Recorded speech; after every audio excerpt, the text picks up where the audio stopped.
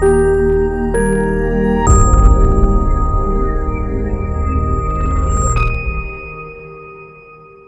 Testosterone అన్నది బాడీలో dihydroxy testosterone కింద మారుతుందన్నమాట. సో ఈ డైహైడ్రాక్సీ టెస్టోస్టెరాన్ అనేది చాలా పొటెంట్ టెస్టోస్టెరాన్ ఫామ్. ఈ టెస్టోస్టెరాన్ నుంచి డైహైడ్రాక్సీ టెస్టోస్టెరాన్ మార్చడానికి యూజ్ అయ్యే ఎంజైమ్ 5-ఆల్ఫా రెడక్టేస్. ఇవి చాలా కాంప్లికేటెడ్గా ఉంటాయి, కానీ ఇది అర్థం చేసుకోవడం చాలా ఇంపార్టెంట్, ఎందుకంటే ట్రీట్మెంట్స్ దీనికి సంబంధించినవి ఉంటాయి. సో ఈ డైహైడ్రాక్సీ టెస్టోస్టెరాన్ ఏం చేస్తుందంటే క్యాన్సర్ కణాల మీద ఒక రిసెప్టర్ ఉంటుందన్నమాట. అంటే ఇది వెళ్ళి ఈ రిసెప్టర్ మీద కూర్చుంటుంది. సో ఈ డైహైడ్రాక్సీ టెస్టోస్టెరాన్ అనేది వెళ్ళి ఈ రిసెప్టర్ మీద కూర్చుంటం వల్ల క్యాన్సర్ కణాలు స్టిమ్యులేట్ అయ్యి బాడీలో క్యాన్సర్ కింద మారి పెరగడం జరుగుతుందన్నమాట.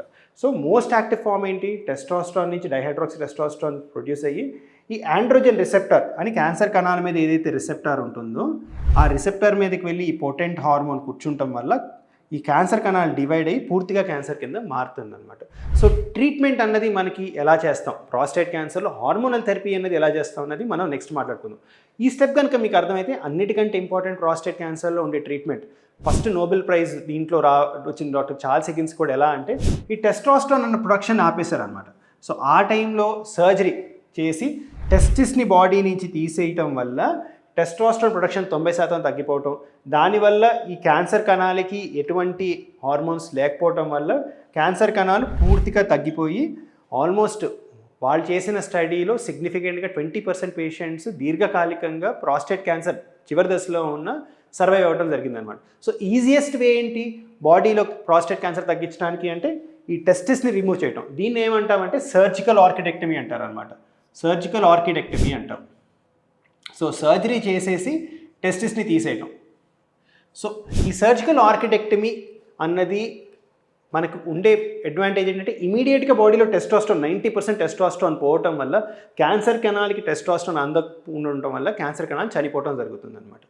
కానీ ఇంతకుముందు మనం మాట్లాడుకుంది ఏంటంటే ప్రాస్టేట్ క్యాన్సర్ అనేది పెద్దవాళ్ళలో వచ్చే రోగం.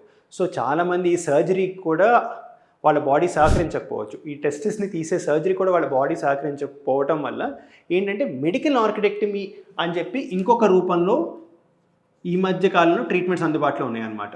సో మెడికల్ ఆర్కిటెక్టమీ ఏంటంటే ఈ సైకిల్ అంతా స్టార్ట్ అవడానికి కారణం ఎక్కడ? బ్రెయిన్ నుంచి రిలీజ్ అయ్యే ఈ LHRH హార్మోన్ వల్ల. సో ఇక్కడ కనుక మనం ఈ LHRH హార్మోన్ని కనుక మనం ఆపితే టెస్టోస్టెరాన్ ప్రొడక్షన్ కూడా మనం ఆపడానికి వీలవుతుంది. సో ఎంటైర్ సైకిల్ని మనం బ్రేక్ చేస్తున్నాం.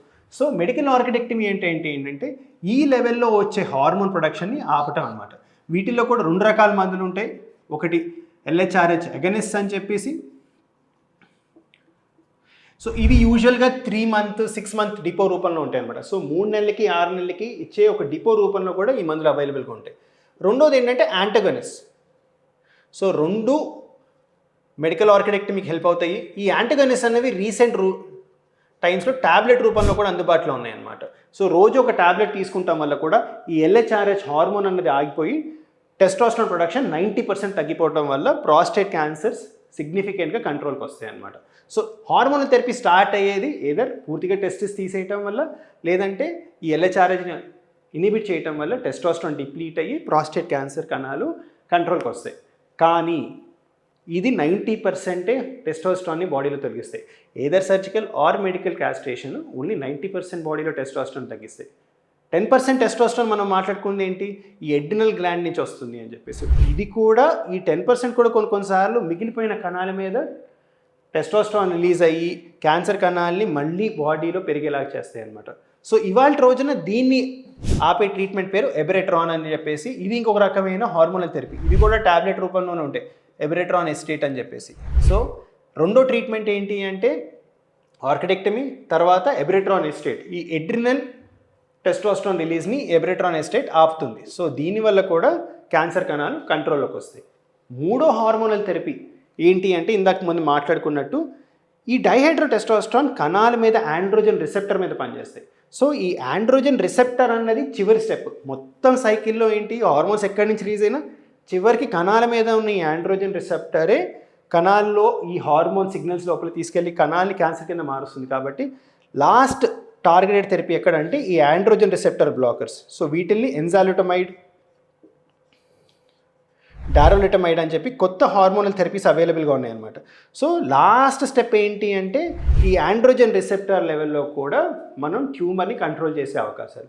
సో ఇవన్నీ హార్మోనల్ థెరపీస్ కింద వస్తాయి. So first hormonal therapy surgery, సెకండ్ది LHRH బ్లాక్ చేయటం, మూడోది ఎడ్రినల్ హార్మోన్స్ ఏవైతే రిలీజ్ అవుతాయి అది ఆపటం, నాలుగోది ఆండ్రోజన్ రిసెప్టర్ ఎక్కడైతే చివరి ప్రభావం హార్మోన్ ఉంటుందో దాని దగ్గర కూడా బ్లాక్ చేయటం వల్ల మనం ప్రాస్టేట్ క్యాన్సర్ని దీర్ఘకాలికంగా కంట్రోల్ చేసే అవకాశాలు ఉన్నాయి. సో ఈ ట్రీట్మెంట్స్ ఎలా వాడతాం, డీటెయిల్డ్గా ఏ స్టెప్ ఎప్పుడు చేస్తామన్నది నెక్స్ట్ వీడియోలో మాట్లాడుకుందాం.